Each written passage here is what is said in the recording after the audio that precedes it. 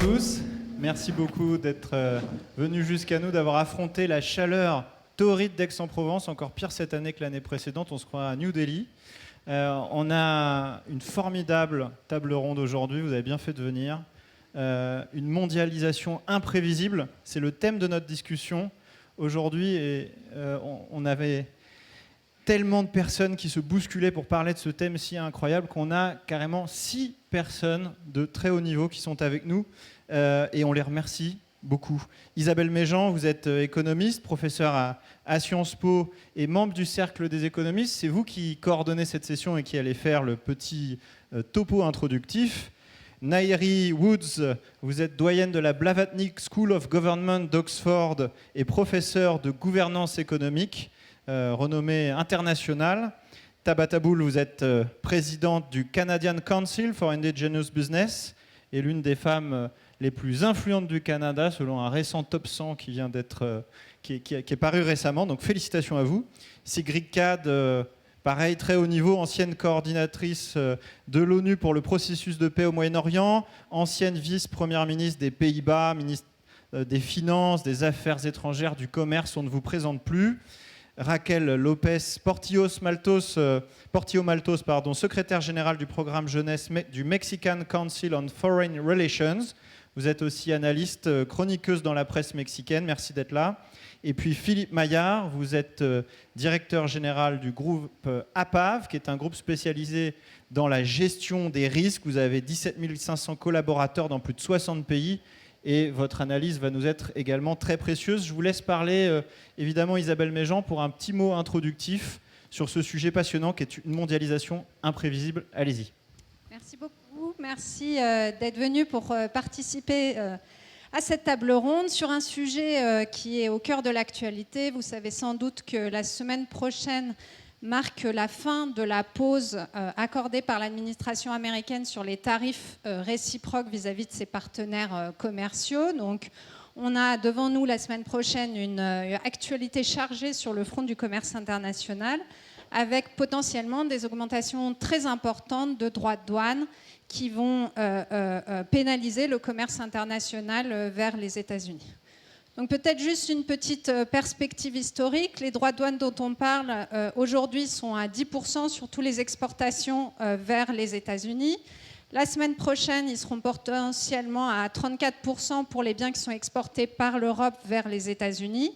Et donc c'est à peu près un retour en arrière de l'ordre de 70 ans sur le processus de libéralisation commerciale qui a été engendré après la Deuxième Guerre mondiale. Donc ici, on parle de niveaux de tarifs très très élevés qui vont avoir un coût économique important et un coût économique qu'on va porter avec nous pendant plusieurs années parce que historiquement c'est toujours très très difficile de revenir en arrière sur des augmentations de droits de douane. Et par ailleurs, ce sera d'autant plus difficile et imprévisible dans un contexte de gouvernance internationale qui est très compliqué. Aujourd'hui, le fonctionnement de l'OMC est mis à mal.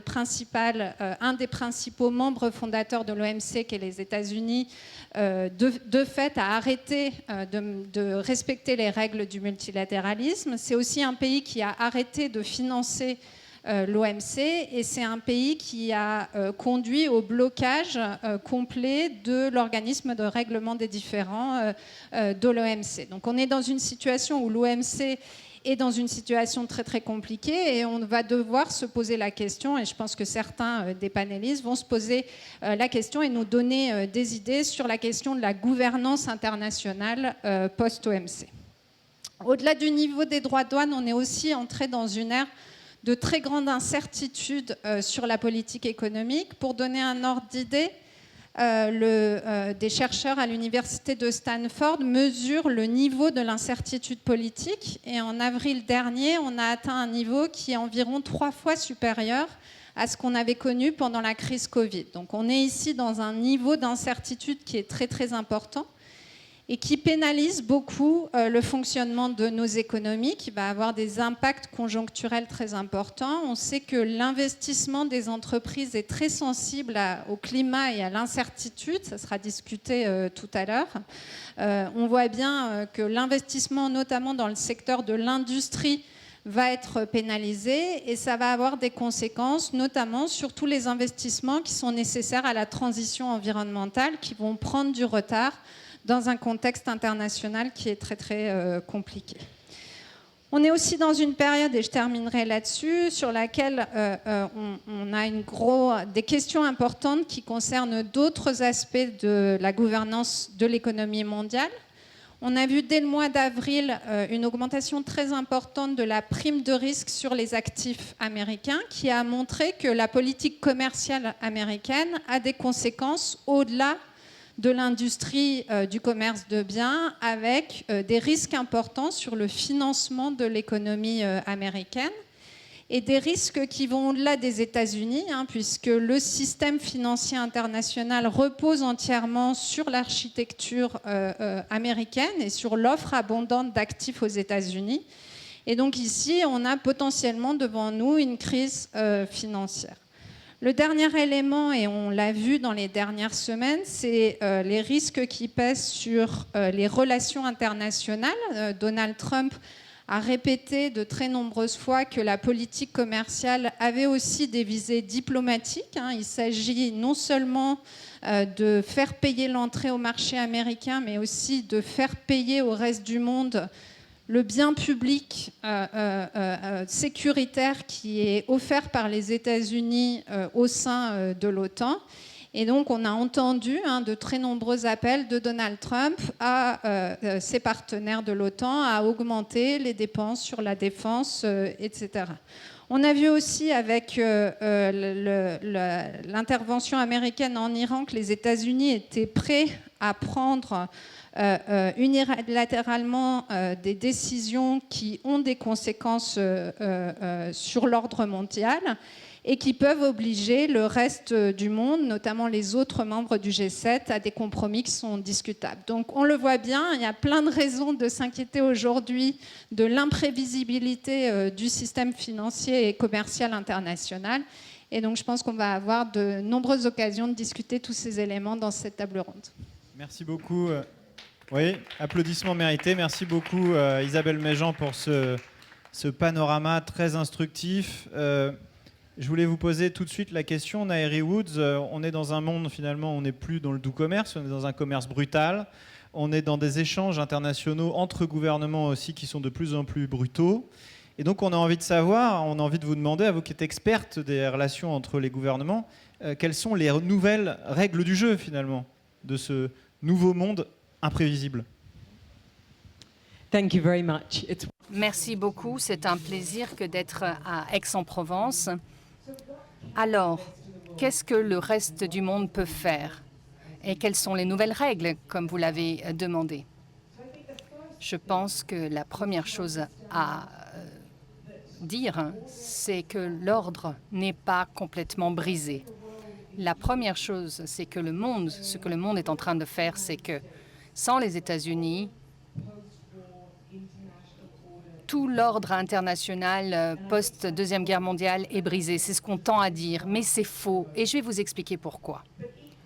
Mais de même, ce que je vois actuellement, c'est que gouvernement après gouvernement font la queue en randonnant pour essayer de supplier le président Trump, alors que la bureaucratie et le gouvernement ont une position attentiste. Et ce n'est pas seulement attentiste, mais c'est plutôt une position d'espoir que les choses vont couler et passer. Mais ce n'est pas suffisant d'agir ainsi. Donc, brièvement, je voudrais vous dire pourquoi il peut y avoir un ordre sans l'Amérique et pourquoi. Je vais vous expliquer ce que les gouvernements peuvent faire sans attendre les bras croisés avant qu'il y ait un nouvel ouragan et torrent de nouvelles ordonnances de la part du président Trump qui soient unilatérales. Beaucoup d'entre nous avons grandi dans un monde où les États-Unis étaient au cœur de toutes les institutions internationales dans l'Alliance occidentale pendant la guerre froide. Et il y a un retrait. Là où on n'a pas assez fait attention, c'est les autres institutions ont fleuri en dehors des États-Unis. Et s'épanouissent encore aujourd'hui. Les pays BRICS, par exemple, le Brésil, la Chine, l'Afrique du Sud, l'Inde vont avoir leur sommet en Afrique du Sud. Dans un monde où il y a tout un éventail d'accords avec différents fonds, avec différentes banques de développement qui prospèrent, et le commerce. Les États-Unis ont bloqué pendant des années l'organe d'appel qui décide ou pas de la fin. 52 autres pays, sans les États-Unis, ont parcouru leur propre voie, développé leurs propres mécanismes pour faire de même. Donc, le premier message que je voudrais véhiculer, c'est que c'est possible de construire, de créer et de pérenniser un ordre sans les États-Unis. Le deuxième point que je voudrais soulever, c'est que l'Amérique et l'économie américaine sont très puissantes, mais ce pouvoir est bien moindre que celui qu'il y avait il y a 10 ans. Il y a eu une érosion au fur et à mesure que Trump l'utilise comme peau de chagrin.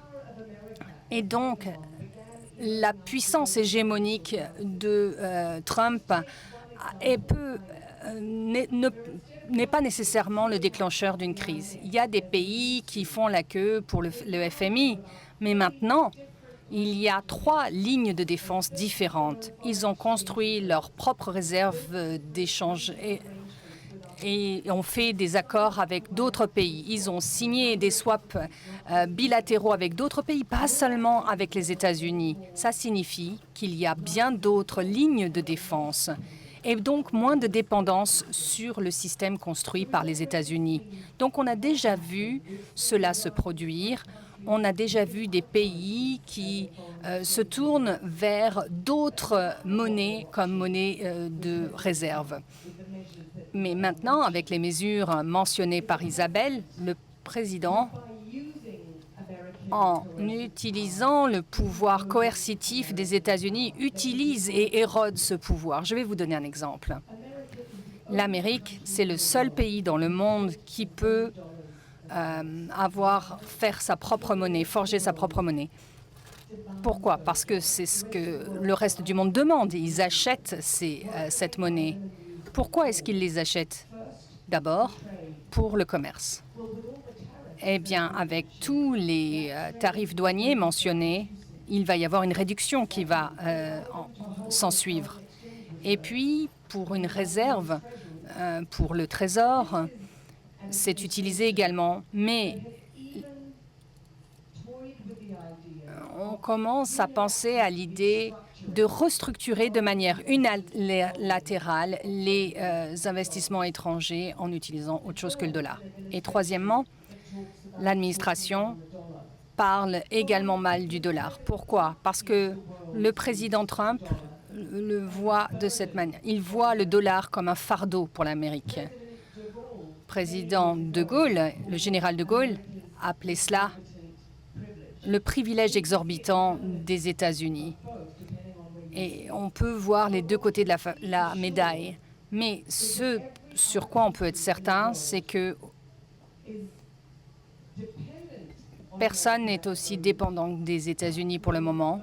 Mais très certainement, on va être moins dépendant à de nombreux égards d'ici la fin de l'année, dans 2 ans, dans 3 ans, dans 4 ans. Moi, j'ai parlé de l'économie. On peut dire la même chose sur la sécurité. Les traités sur la sécurité qui ont facilité l'Amérique et la prospérité du marché américain vont être remis en question. Les pays vont trouver d'autres accords. Donc, l'Amérique semble très puissante, mais il y a une érosion de cette puissance. Donc, ce que je veux dire, c'est qu'est-ce que ça veut dire pour tous les autres pays? Interrogeons-nous. Arrêtons d'attendre ce que les États-Unis font.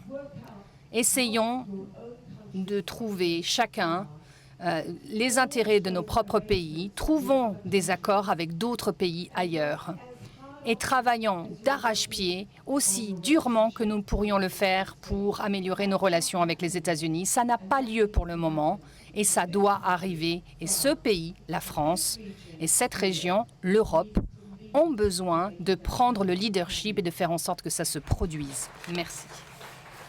Beaucoup pour cette prise de parole très forte. Merci beaucoup et puisse-t-elle inspirer donc les pays européens et la France au premier chef. Tabata Boule, je voulais vous poser cette question puisque donc, le mot magique vient d'être prononcé, Donald Trump, qui est évidemment au cœur de nos discussions. Vous connaissez très bien Mark Carney, qui est le Premier ministre canadien actuel, que vous avez rencontré il n'y a pas si longtemps. Vous avez fait partie du conseil, vous avez été membre du conseil économique de Justin Trudeau, et donc au cœur finalement de la décision économique dans le pouvoir canadien. Qu'est-ce que vous pouvez nous dire sur les discussions qui ont lieu aujourd'hui entre l'Amérique de Donald Trump, très agressive vis-à-vis du Canada, et votre pays?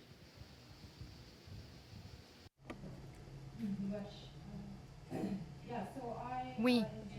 Donc, en janvier, on m'a demandé de siéger au Conseil de Canada et des États-Unis de Justin Trudeau au sein de la communauté économique.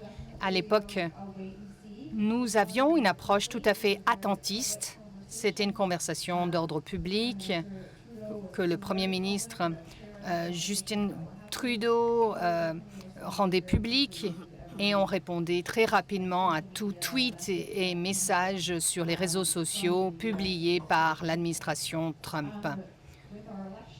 Avec notre élection, le nouveau Premier ministre, les choses se sont apaisées d'un point de vue de message public. C'est bien différent par rapport à ce que nous avions lors des négociations précédentes.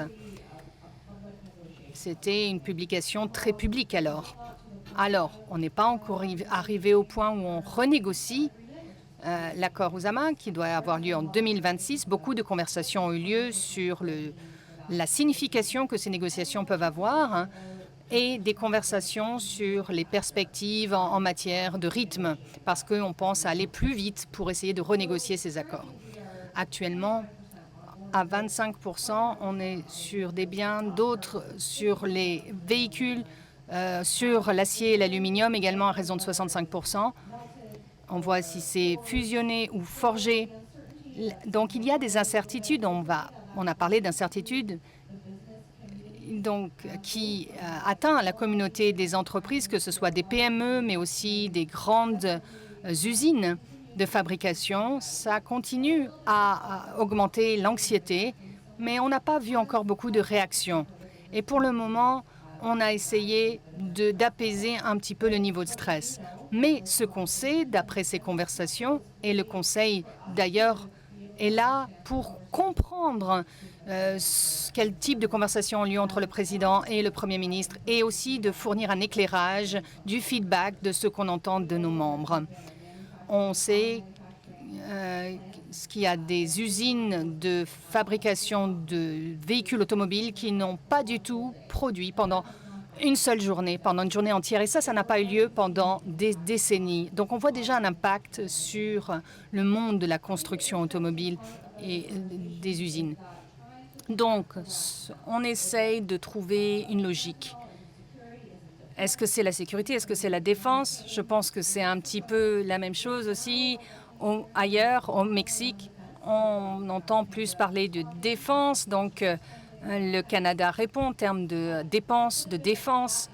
Mais après, pour se mettre à l'œuvre et lancer des actions, il faut voir comment cette dépense peut être faite au Canada. Donc, ce qu'on fait au Canada pour véhiculer le bon message aux usines, pour s'assurer qu'on puisse sous-traiter peut-être de l'acier et de l'aluminium qui va peut-être être exporté aux États-Unis de manière à moindre coût. Mais il faut voir la chaîne de l'achat. Et nous, on peut faire partie de la solution par rapport à ces dépenses concernant la défense. On a eu une rencontre avec le Premier ministre. On a eu une belle conversation. En attendant notre jour, le 21 juillet, j'espère que ça va bien se passer. J'espère qu'on ne va pas avoir de tweets malveillants sur les taxes à la vente. Et le président Trump a dit que les négociations étaient terminées avec le Canada.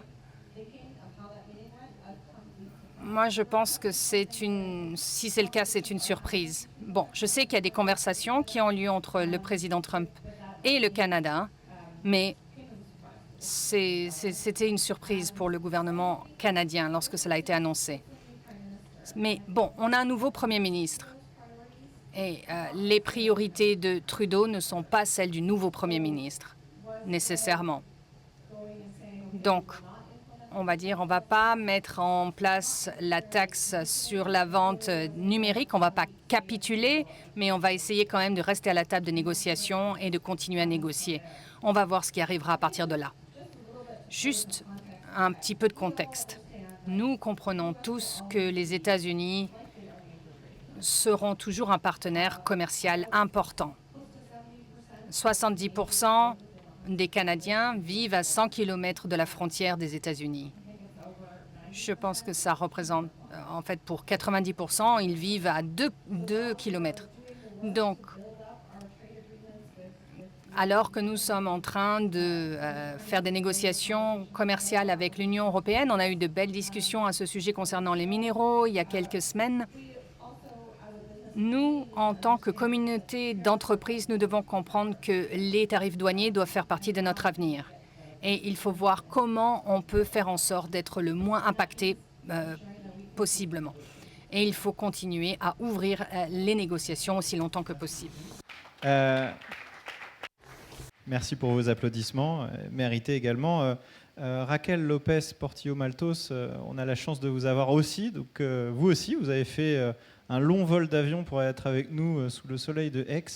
Et en tant que membre du plus grand laboratoire d'idées du Mexique sur les affaires internationales, évidemment, on a envie de vous demander, à vous aussi, quelle est la position de votre pays dans le nouveau jeu mondial, et qui plus est avec ce grand voisin très encombrant qu'est l'Amérique, sachant que le Mexique essaye aussi de continuer à avoir des relations commerciales stables avec la Chine. Donc quelle est la position du Mexique aujourd'hui et quels sont selon vous les défis qu'il doit relever? Well, first of all, thank you very much for... Eh bien, tout d'abord, merci beaucoup pour cette invitation. C'est un plaisir d'être ici avec les panélistes distingués pour répondre à votre question. Je pense que pour comprendre la position de Mexico dans cette nouvel ordre mondial perturbateur, il faut comprendre que c'est un paradoxe. Parce que d'un côté, le Mexique est devenu plus pertinent que jamais. Nous sommes maintenant le partenaire commercial principal des États-Unis avec plus de 800 milliards en commerce bilatéral rien qu'en 2024. Et donc, cela signifie qu'au quotidien, il y a environ 2,2 milliards de biens qui traversent la frontière.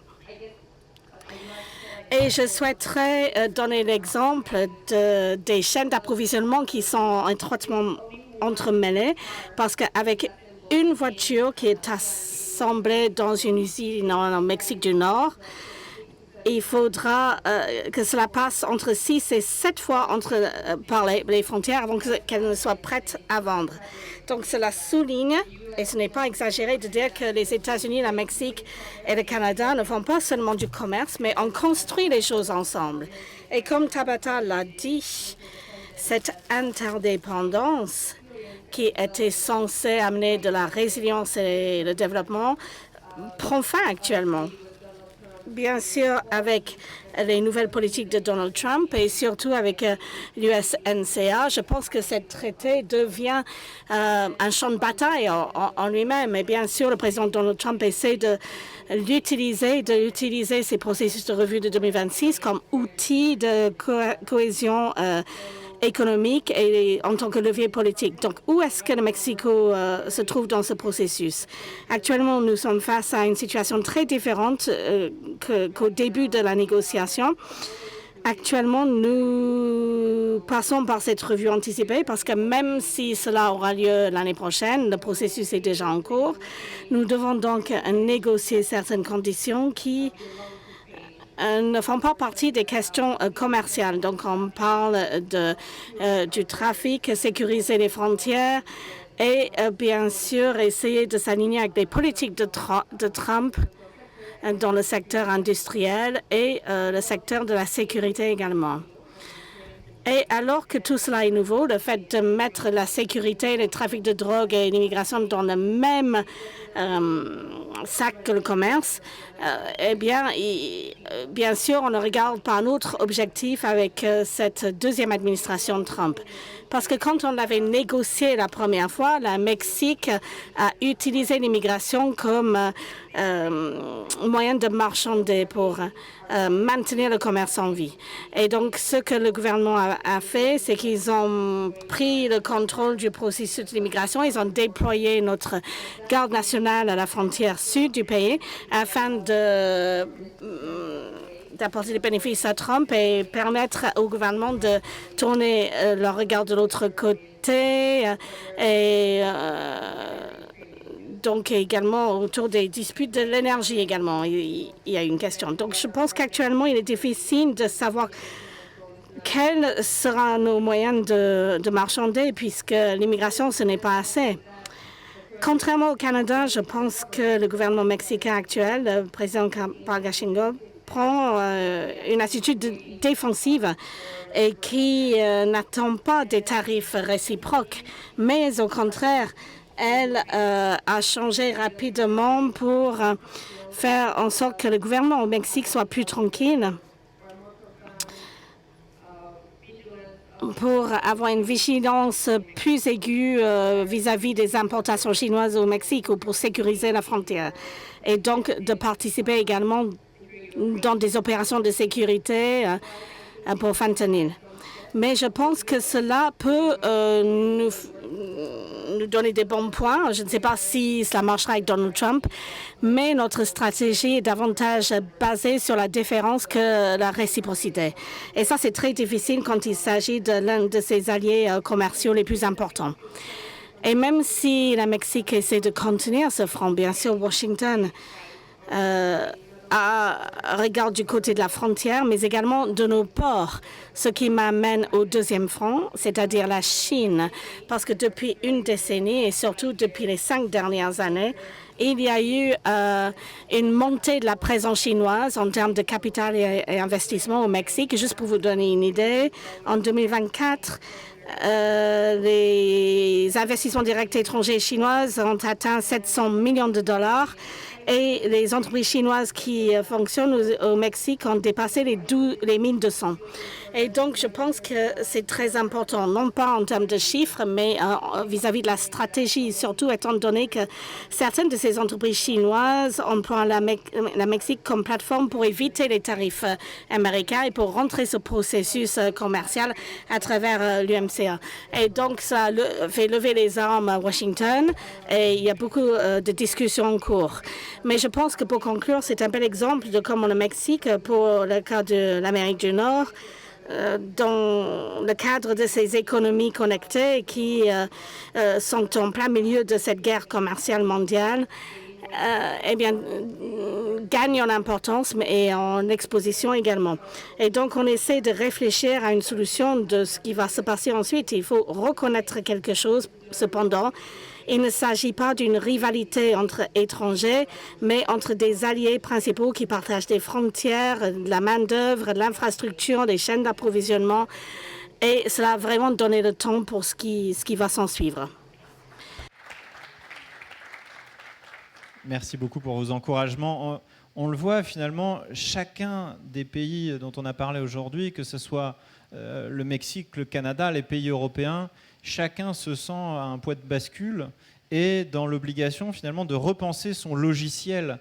Moi, je voulais vous poser la question, Cédric Cad, très franchement, que doivent faire les Européens pour sortir plus forts de ces temps difficiles ? Et selon vous, d'ailleurs, est-ce qu'ils sont en train de le faire et de le faire efficacement ? Qu'est-ce qu'il faut faire ? Does it work? Yes. Well, thank you very much.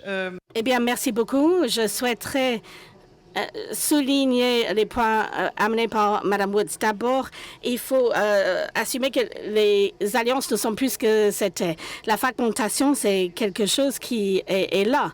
Le choix est le nôtre. Il faut gérer la Chine comme géant économique. Et donc, la Chine est là. Et notre dépendance en tant qu'Européens a été exposée non seulement pendant la Covid, mais après également. Nous avons une autre vulnérabilité. Il suffit de regarder autour dans cette salle, c'est la démographie. Nous sommes une population vieillissante et la productivité n'est plus ce qu'elle était. Et ça fait pas mal de temps. Au niveau politique, pour moi, il faut investir dans les réformes, et les réformes qui est des dons. Et au niveau de l'OMC, et tout en poussant l'OMC à travers les arrangements plurilatéraux qui sont actuellement en place. Mais je suis un peu prudente dans le fait de vouloir suivre ce que cherchent les États-Unis. Ce qu'ils font, ce n'est pas unique à l'administration Trump. C'est quelque chose qui a précédé Trump. Mais ça a juste été accéléré par Trump. Deuxièmement, sur le plan politique, il faut énergiser les Nations Unies. C'est la plateforme pour les biens publics où on peut avoir des échanges. Mais cela signifie également, je suis désolée, la France et l'Angleterre, il faut avoir un siège européen au Conseil de sécurité. Ce n'est pas crédible de prétendre que le monde n'a pas changé depuis la Deuxième Guerre mondiale. Le pouvoir a changé de main, l'argent également, et le Sud global souhaite s'engager de manière très différente. L'OTAN, au niveau de la sécurité, il faut vraiment avancer. Nous sommes engagés aux 5%. Personne n'est clair sur comment on va le financer sur le plan national. Cela implique des choix sérieux et des compromis. Est-ce que vous allez investir dans l'industrie de la défense, mais cela va vous coûter au niveau des œuvres sociales. Est-ce que, ou en France, cela va entamer les pensions de retraite, l'âge de la retraite? Ce sont toutes des questions qu'il faut discuter. Mais il faut également investir et créer le système réglementaire pour l'industrie de la défense. Il faut monter en échelle au niveau de la productivité et il faut que cela puisse avoir lieu au sein de l'OTAN, le pilier européen qui ait du sens et qui soit réel. Quand il s'agit de notre compétitivité, actuellement, nous sommes un peu relâchés. Avec un peu de recul, je pense qu'il faut réduire notre dépendance sur les acteurs externes sans être paranoïde, mais avoir plus de dépistage industriel et d'investissement en tant que mesure de protection, mais également un encouragement pour aller de l'avant. La compétition doit être ajustée. Nous avons passé beaucoup de temps, et je parle d'un pays qui a souvent peur des champions industriels, même si on a dit de la France ou l'Allemagne. Quand j'étais ministre pour le commerce et les finances, quand on a suggéré que l'on pouvait avoir des champions industriels, on avait la suspicion que cela bénéficierait aux pays les plus importants. Peut-être, mais on peut organiser cela. On peut introduire la législation et la réglementation. On peut avoir des échanges ouverts si on est sérieux par rapport au fait que l'Europe doit être plus dans le monde actuel que seulement un marché unique, puisque même ce marché-là sera menacé à terme. Il faut regarder les investissements en R&D, on en parle. Ironiquement, nous avons une opportunité énorme d'avoir les meilleurs cerveaux des États-Unis. Je sais que la France, le Canada et d'autres, et le Royaume-Uni, je pense, cherchent à les attirer, mais faisons-le en tant qu'Union européenne. Et n'essayons pas de faire mine qu'il y ait un compromis entre la sécurité d'un côté et investir dans la transition verte de l'autre, parce que tout est lié à l'avenir. C'est lié à la sécurité et c'est lié à la croissance économique. La migration. Je sais que c'est toujours un sujet difficile, mais nous sommes un continent vieillissant. Nous avons besoin de différentes compétences. Nous avons besoin de booster la main-d'œuvre. Et quelqu'un va devoir payer les pensions de retraite. Dernier, et pas le moindre, suivre le rapport Draghi. C'est clair, bon, c'est assez lourd et des partis de l'Union européenne travaillent là-dessus, mais cela parle à des investissements conjoints massifs. Moi, je suis un fan des obligations européennes, mais je sais que les pays dans les zones euro ont également des niveaux d'endettement très élevés. On ne peut pas parler uniquement obligations européennes et ignorer la dette nationale, parce que ça ne va pas inciter les gens à partager le fardeau avec vous. Il faut une politique de pointe industrielle du XXIe siècle, harmoniser la réglementation. Je pense que le côté affaire parle de toute la paperasserie qu'il doit faire et également des efficiences en termes de prise de décision au sommet du pyramide de l'Union européenne. Et bien sûr, il ne faut plus d'unanimité pour tout parce que cela ne fonctionne pas. Et si je peux parler des crises sérieuses du monde, je viens de sortir du Moyen-Orient, j'ai servi lors d'une guerre terrible au Gaza entre Israël et Hamas. Et je peux vous dire, c'est que l'Europe, ce n'est pas vers eux que l'on regarde pour des directives politiques. Jamais. Si on veut la pression, si on veut une décision, si on veut parler des risques qui arrivent vers l'Europe. Donc, il faut inverser cette agonie lente. Et je cite Draghi ici. Et sauvegarder notre modèle vert et social. Mais il faut du courage politique. Cela nécessite un vrai leadership. Cela nécessite même la volonté de perdre des élections là-dessus. Il faut faire face au populisme et pour moi, l'Europe reste et doit être une question de normes et de valeurs. Ce qui m'amène à un système multilatéral avec Bretton Woods, les Nations Unies et l'OTAN. Il faut que l'on représente quelque chose et on ne peut pas être intimidé. On ne doit pas subir le capitalisme de prédation ou la réglementation de tarifs. On est mieux que cela, mais il faut oser, comme j'ai connu en français. Merci beaucoup. Merci pour toutes ces propositions que de nombreuses, que à mon avis l'essentiel des participants à cette table ronde voudront peut-être commenter tout à l'heure. Mais en tout cas, c'est un programme. Et après le premier mot magique, c'est le deuxième qui était Donald Trump. Le deuxième mot magique des rencontres d'Aix, qui est rapport Draghi, vient d'être prononcé. J'imagine que demain, on en reparlera encore beaucoup. C'est au cœur de nombreuses discussions sur notre continent en ce moment. Philippe Maillard, je me tourne vers vous. Vous êtes l'homme des risques. Peut-être votre entreprise est aujourd'hui l'une des seules à bénéficier de l'imprévisibilité, puisque les entreprises du monde entier se tournent vers vous et vos sages conseils pour savoir quoi faire. Moi, je voulais savoir comment, justement, cette imprévisibilité accrue avait affecté vos clients, et puis que vous nous donniez des exemples peut-être très concrets de la façon dont vos clients s'adaptent, peut-être en repensant leur chaîne de production, peut-être en faisant toute autre chose. Philippe Maillard, c'est à vous. Merci. Écoutez, bonjour à toutes et à tous. Ravi d'être parmi vous. Donc c'est vrai que la guerre des tarifs a remis, je dirais, un coup d'imprévisibilité pour beaucoup d'entreprises, notamment les entreprises industrielles. Je me permets de rappeler que toutes les entreprises de services qui ont des acteurs locaux dans les territoires, dans les pays, sont très peu concernées, je dirais, par les conséquences. Donc c'est vraiment les entreprises industrielles qui ont mis en place notamment des supply chains extrêmement élaborées, extrêmement complexes, avec des pièces qui parfois viennent des quatre coins de la planète pour un même... Donc finalement, on a remis une couche d'imprévisibilité. Il y en avait déjà eu une première avec la pandémie. On l'a oublié. Mais, et finalement, quand je regarde ces deux événements, il y a deux caractéristiques importantes qui bougent ou qui motivent les entreprises aujourd'hui. C'est que premièrement, cette thématique de gestion des risques reprend de l'importance.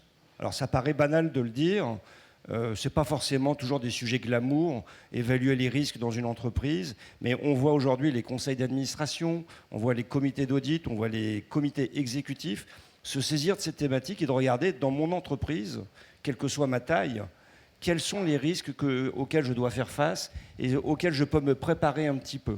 Parce que la première réaction, c'est que c'est systématiquement quand il y a un pépin qui arrive, c'est pourquoi est-ce qu'on ne l'avait pas prévu. Bon, pourquoi on ne l'avait pas prévu? On ne peut pas tout prévoir, mais en même temps se préparer ou imaginer certaines solutions, je pense que c'est important. Donc moi, je vois des demandes importantes d'entreprises qui veulent être accompagnées dans l'évaluation et dans la mise en œuvre d'actions concrètes pour gérer ces risques.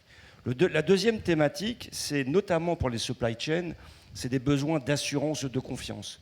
C'est-à-dire, aidez-moi à évaluer la fragilité, la robustesse, la solidité de ma supply chain. Donc ça veut dire concrètement quoi? Ça veut dire aller auditer mes fournisseurs. On voit depuis 2-3 ans, c'est des demandes par 3 d'audit de fournisseurs qui sont soit de l'autre côté de la frontière, soit à l'autre bout de la planète, pour évaluer s'ils sont en capacité technique, en matière de qualité produit, en matière de système, en matière éthique, de répondre aux enjeux et à la flexibilité attendue. Donc ça, c'est des demandes très concrètes. Ces besoins d'assurance, ces besoins d'évaluation, d'audit de fournisseurs, d'audit de supply chain, tout ça, c'est une thématique qui est assez, qui se regroupe et les termes veulent dire la même chose, mais c'est de dire aidez-moi à donner confiance à mes salariés, à mes prestataires, à mes clients sur ma capacité à m'adapter et à m'ajuster. Donc c'est des grandes demandes aujourd'hui. Ça veut dire être capable d'aller évaluer, encore une fois, d'envoyer des équipes ou d'avoir des équipes dans les différents pays. Quand on est un groupe international, on peut y répondre de façon plus importante. Mais ça veut dire bien comprendre les situations. Et puis, il y aura toujours des notions qu'on ne pourra pas maîtriser. Le risque géopolitique, ça fait des années, des dizaines d'années et des centaines d'années qu'il existe. On sait très bien que certains pays sont liés au gouvernement et aux choix politiques, à la réglementation, des coups d'État dans certains pays. Donc ça, ce n'est pas nouveau. En revanche, il y a des sujets, notamment, encore une fois, industriels, où on voit beaucoup d'intérêt pour mieux se préparer, mieux répondre aux alternatives, être moins dépendant des autres. Et je me permets juste d'insister sur le fait que l'histoire de la guerre des tarifs, là, pour moi, c'est une deuxième lame après l'histoire de la pandémie.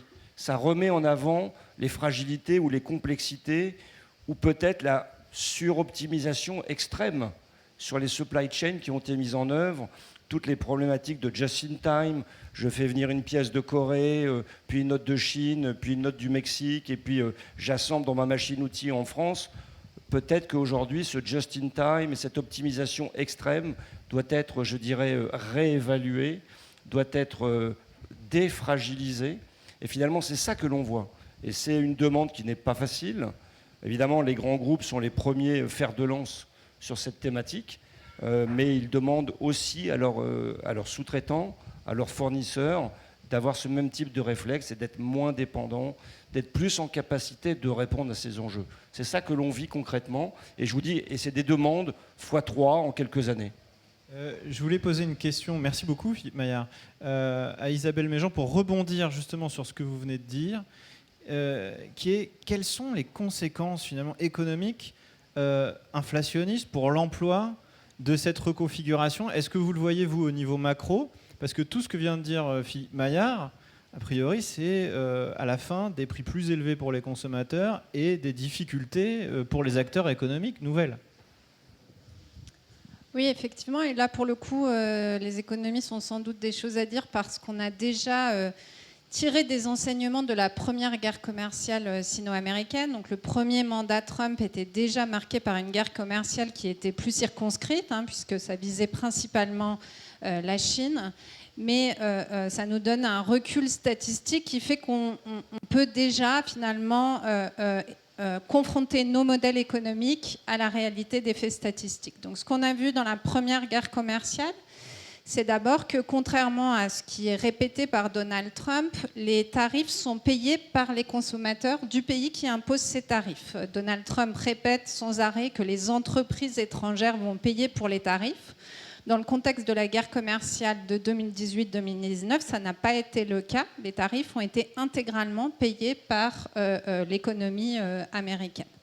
Quelle est l'ampleur du coût dans le contexte actuel aujourd'hui, si on reste sur des niveaux de tarifs très élevés des États-Unis vis-à-vis des grandes économies mondiales, on est à des pertes de PIB permanentes, donc de consommation réelle pour les consommateurs, qui varient un peu selon le niveau des tarifs et selon les pays, selon leur ouverture au marché américain. Mais pour donner un ordre de grandeur, pour l'Union européenne, c'est des pertes de consommation entre 0,5 et 1,5 point de PIB permanent. Okay, donc ça paraît pas énorme, mais quand vous avez ça indéfiniment, c'est des pertes de PIB qui s'accumulent. Et puis le dernier élément, qui est un élément de coût c'est un petit peu moins bien évalué avec nos modèles, c'est encore une fois les conséquences d'un ordre international qui est beaucoup plus incertain et qui rend très difficile la décision des entreprises. C'est pour ça que les entreprises se tournent vers des entreprises spécialisées dans la gestion des risques. Ici, le coût économique, il est difficile à évaluer, mais pour vous donner un ordre d'idée, ce qu'on estime aujourd'hui, c'est qu'au moment où la Chine est rentrée dans l'OMC, l'intégralité des gains de commerce avec les États-Unis est lié au fait non pas d'une baisse des tarifs, parce qu'au moment où la Chine entre dans l'OMC, la Chine bénéficie déjà de mêmes tarifs que le reste du membre de l'OMC. L'intégralité de l'augmentation du commerce, du choc chinois, comme on l'appelle dans ma littérature, vient du fait que, grâce à son entrée dans l'OMC, la Chine a pu être assurée de bénéficier de ces tarifs faibles de manière permanente. C'est ce qu'on appelle la clause de la nation la plus favorisée. Une fois que la Chine est entrée dans l'OMC, elle a pu bénéficier de manière permanente de cette clause, alors qu'avant son entrée dans l'OMC, cette clause était votée chaque année par le Congrès américain. Donc ça montre bien l'impact potentiel de la baisse de l'incertitude pour des entreprises, et notamment dans le secteur industriel. Cette certitude, la stabilité des politiques économiques, ça a une valeur qui est très très importante, et donc le bazar, l'incertitude politique qui a été créée aujourd'hui autour du fonctionnement du système commercial international, c'est une perte économique de très grande ampleur. Je voudrais revenir aussi, merci beaucoup, sur la façon dont les États se positionnent et poser cette question à Nairi Woods. Vous avez dit tout à l'heure, finalement, les États, l'un derrière l'autre, viennent faire la queue, on pourrait dire en français, viennent à la soupe dans le bureau ovale, chacun cherchant à obtenir par la négociation avec Donald Trump un peu mieux que les autres, et on n'a pas l'impression qu'ils y parviennent, et souvent, aux yeux de leur population, les dirigeants politiques qui se prêtent à ce petit jeu finissent par juste se faire humilier. Et donc je voulais vous demander, est-ce qu'il n'y a pas finalement une autre option qui serait de négocier en groupe, et peut-être hors des cadres qu'on connaît déjà, c'est-à-dire pas forcément uniquement l'Union européenne avec elle-même, mais ça pourrait être des alliances entre pays développés ayant les mêmes intérêts. On peut parler donc de l'Union européenne, du Japon, du Canada, vous êtes là, du Mexique. Il y a énormément de pays qui auraient intérêt à négocier face à l'Amérique belliqueuse tous ensemble. Est-ce que ça pourrait être une voie de passage selon vous ? Je pense que l'on vient d'entendre cet après-midi à la fois du Canada et de la Mexique pourquoi c'est si difficile. Parce qu'ils ont des intérêts à court terme immédiats qu'ils doivent sécuriser en dialoguant avec la Maison-Blanche. Mais certainement, en même temps, ils doivent poursuivre ces autres accords. Actuellement, dans de nombreux pays, c'est comme si on avait un copain sur sa moto devant la maison, et c'est les États-Unis, et il faut le divertir. Mais sur la porte du jardin, vous avez le gentil garçon, le gentil copain qui est là pour préparer le dîner et qui a fait ses courses. Et ça, c'est la Chine. Et dans chaque pays, la Chine est présente en disant « nous allons vous apporter de la stabilité, de la certitude et des arrangements ». Et donc, ce que nous voyons, c'est une vraie compétition. Et je souhaiterais juste dire que je pense que nous devons prendre en compte ce que Philippe vient de dire sur ce que nous perdons quand nous injectons de l'incertitude. Si nous allons combattre le changement climatique, il faut beaucoup de cuivre. Si vous allez produire plus de cuivre, il faut convaincre les entreprises d'investir des dizaines de milliards de dollars. Ils ne le feront pas. S'ils pensent que les tarifs vont changer tous les jours, si les permis vont changer tous les jours, que les marchés vont changer tous les jours, que le gouvernement sera capricieux. Et cela affecte non seulement les emplois, la subsistance et les relations internationales, mais cela affectera également le climat à long terme. Il y a beaucoup d'enjeux. Justement, je voudrais vous faire rebondir, Madame Cad, une question un peu connexe. Vous avez parlé tout à l'heure, finalement, vous avez brossé un état des lieux de la situation de l'Europe aujourd'hui, et à vous entendre, il y a beaucoup à faire, on s'en doutait d'ailleurs. Mais sur la façon dont les pays européens négocient en ce moment, sur cette question précise des tarifs, qu'est-ce que vous en pensez ? Est-ce que vous pensez qu'ils négocient de la bonne façon ? Est-ce que vous pensez qu'ils sont suffisamment bien alignés ? Et si vous ne vous pensez pas ça, qu'est-ce que vous leur suggérez de faire ? Eh bien, je pense qu'il est difficile de deviner les choses parce que je ne connais pas les détails du package et je ne connais pas l'étendue des négociations. Mais je suis un peu inquiète que l'Europe est un petit peu trop timide et réservée. Et c'est bien également parfois d'être passif, mais pour moi, l'autre côté voit tout comme une victoire. Et la victoire, c'est ça qu'ils cherchent. Cela comprend l'humiliation et c'est une approche à court terme. Ce n'est pas basé sur une alliance, une entente ou une nouvelle configuration mondiale. C'est pour cela que j'ai sciemment utilisé le terme capitalisme prédatrice. Et ce sont des transactions, des échanges. Donc, les termes de négociation ne sont pas forcément les plus courts, donc il faut atténuer l'impact à court terme, mais il faut planifier pour le plus long terme. Et ici, le ton est d'essence. Cela veut dire qu'il faut un financement généreux immédiatement et faire face aux risques apportés par cela. Et il faut arrêter d'être frugal. Moi, je viens d'un pays frugal, mais je n'ai pas été connue comme un ministre des Finances frugal parce que je crois qu'il faut investir dans la croissance productrice, y compris pour combattre le changement climatique. Mais il faut faire les deux en même temps. Mais cela exige de l'unité, l'unanimité et l'envergure dans les pays européens rend les choses compliquées.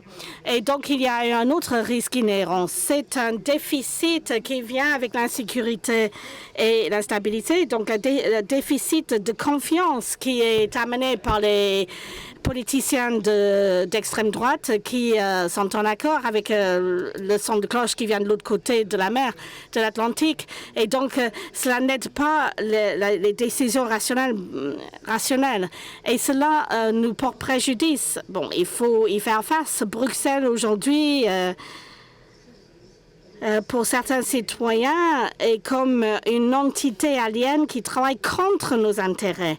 Mais nous n'avons que Bruxelles en tant que collectif. Si on le planifie, si on peut l'expliquer, et il ne faut pas nier l'impact social de certaines décisions. Ce sera ça le plus difficile, d'équilibrer les deux. Mais je suis inquiète. Ce qui est bien, c'est qu'il n'y a que la Commission européenne qui peut négocier les accords commerciaux. Europe, France, Royaume-Uni, Mexique, Canada, on a tous énormément de travail à faire, les entreprises aussi. Il nous reste quelques minutes. Moi, je voulais qu'on puisse prendre une ou deux questions de la salle. Si quelqu'un a une question à poser à nos excellents panélistes, un micro va arriver, monsieur, peut-être devant. Un micro est juste derrière vous. Très rapide, s'il vous plaît, la question, parce que le temps est limité. Yes, it's on Europe. I understand that. Alors, je comprends qu'il y a beaucoup de tâches pour l'Europe. Comment pouvons-nous arriver à faire toutes ces choses difficiles tout en ayant une gouvernance en Europe? Est-ce qu'on doit changer ce mode de gouvernance? Question. Madame Cad? Je m'appelle CAG, by the way, but it's okay. C'est pas grave. Yes, we should. Oui, on devrait la changer. Et il y a beaucoup de solutions pratiques qui sont sur la table. Je ne sais pas si cette commission est prête à sauter le pas, mais il y en a beaucoup qui sont prêts à avoir une souveraineté partagée de la manière la plus étendue possible. Moi, je suis pro-Europe sur tous les fronts. Monsieur, vous avez le micro. Yes, c'est à vous. Dominic Mockley, so I'm from Terega. Je viens de Terega et je suis également fondateur du Centre européen pour la mondialisation. J'ai une question pour vous. Vous avez dit que vous avez deux petits amis. Un, en fait, qui est à la porte principale et l'autre qui est dans le jardin. Mais qu'est-ce que vous voudriez avoir comme petit ami principal, en fait, pour l'Europe? Bon, j'ai pas deux petits amis, mais vous m'en proposez trois, en fait.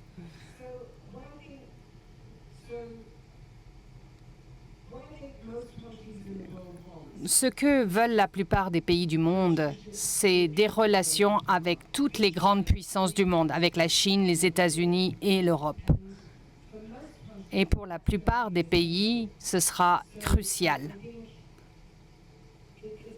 Donc, tout pays qui décide de placer tout son avenir dans les mains des États-Unis, à mon avis, prend une décision extrêmement risquée.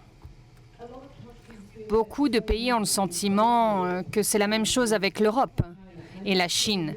Et en Europe, on a tendance à penser que nous donnons plus de sentiments de sécurité, mais ce n'est pas le cas. Si on parle avec les anciennes colonies de l'Europe et on dit « Ah, l'Europe pourrait être à la reine d'un nouvel ordre mondial », les colonies pourraient dire « Non, non, nous, on a fait la colonisation, on ne veut pas de ça ». Donc les trois pourraient être intéressants. Secondes, et donc c'est le temps d'une très rapide question ici, monsieur, mais vous avez 33 secondes. Une question très rapide. Pour la souveraineté de l'Europe et sa puissance, il y a aussi la question de son budget qui se pose. On sait que les négociations pour son prochain budget vont se poser. Comment doter de l'Europe des bons moyens budgétaires, notamment au niveau de ses ressources, dans le cadre budgétaire contraint actuel? Peut-être pour Isabelle Méjean, notre économiste. En 11 secondes, je vais avoir du mal à répondre, mais c'est effectivement un enjeu très important. C'est pour ça qu'on a besoin d'institutions européennes plus fortes et d'une volonté politique bien plus affirmée. Bon, bah, au boulot alors, au boulot. Merci beaucoup, merci d'être venu jusqu'à nous. Très nombreux d'ailleurs, merci.